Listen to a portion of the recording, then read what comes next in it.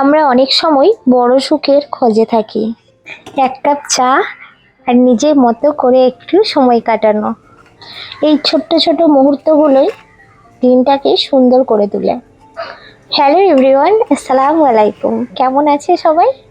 আশা করছি যে যেখান থেকে ব্লগ দেখছো সবাই ভালো আছো। আলহামদুলিল্লাহ, আমি কিন্তু খুব ভালো আছি।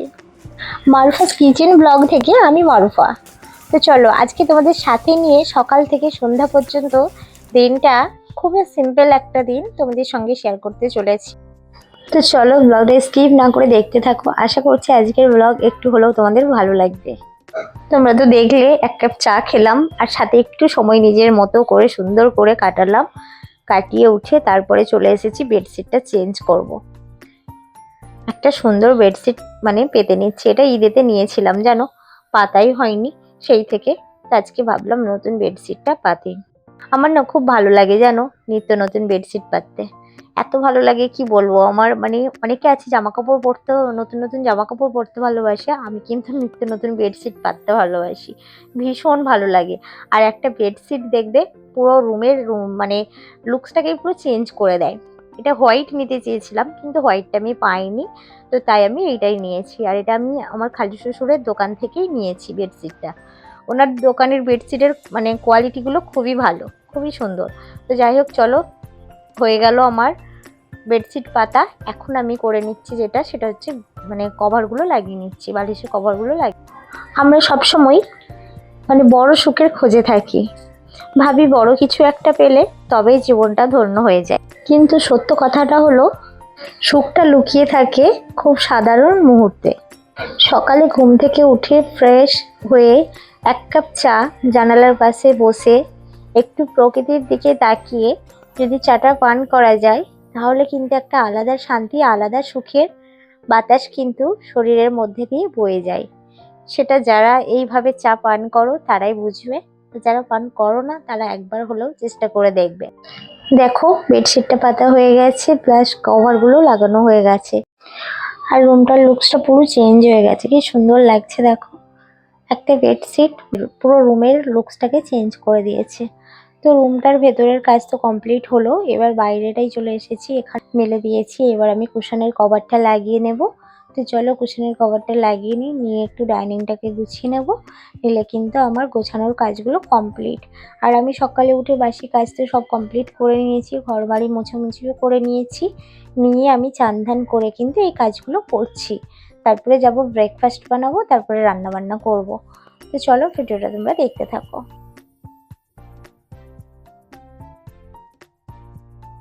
ঘর গোছানো আর নিজের জায়গাটাকে নিজের মতো করে সুন্দর করে সাজানো, এই ছোট্ট ছোট কাজগুলোর মধ্যে আসলে আমি নিজের মধ্যে ভালোবাসা খুঁজে পাই।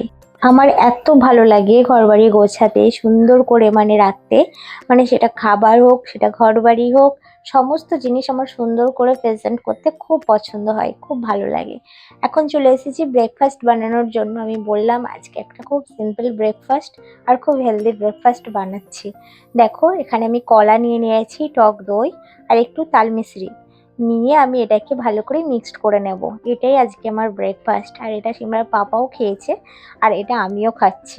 এত ভালো লাগে এটা খেতে, দই মুড়ি ভীষণ ভালো লাগে খেতে।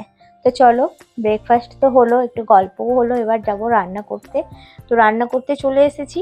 রান্না করছি আজকে কাতলা মাছ রান্না করব।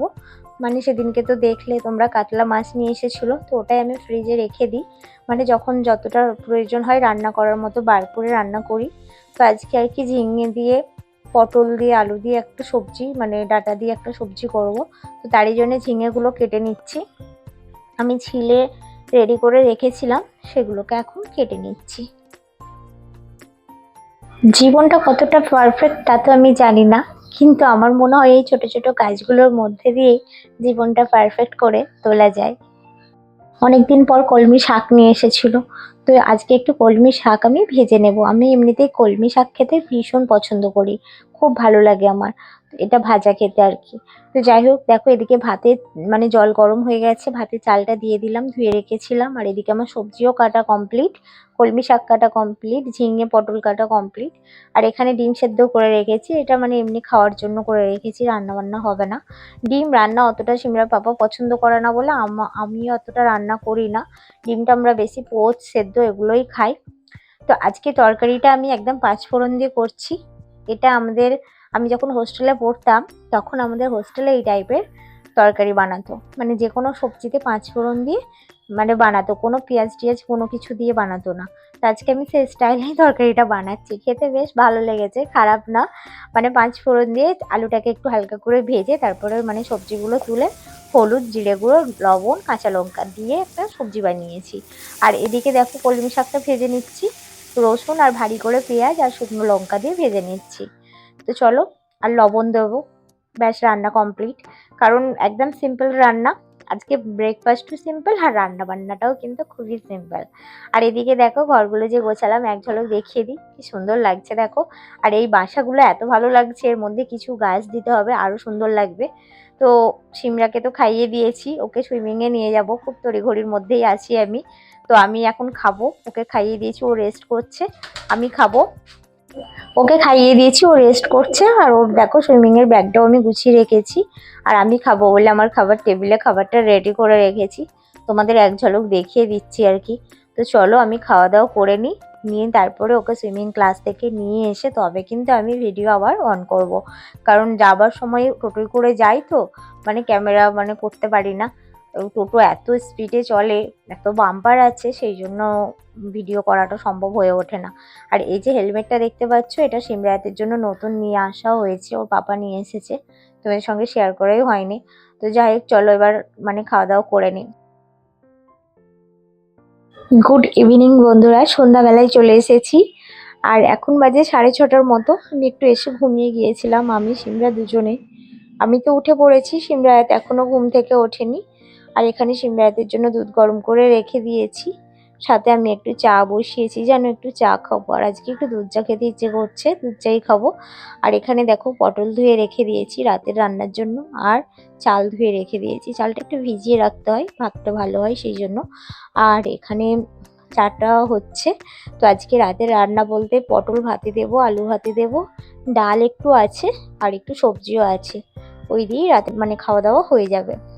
তো চলো আজকে একটু লস্যি বানাবো। সিমরার বাবা বলছে, ও এই অফিস থেকে আসলো, তো ও বলছে যে একটু লস্যি খাবে, তোর জন্য একটু লস্যি বানাবো। তার জন্য আমি বাড়িতে যে টক দই পেতে রেখেছিলাম ওই দিয়েই বানাচ্ছি। টক দই দিয়ে দিলাম, সাথে একটু রবজা দিয়ে দিচ্ছি।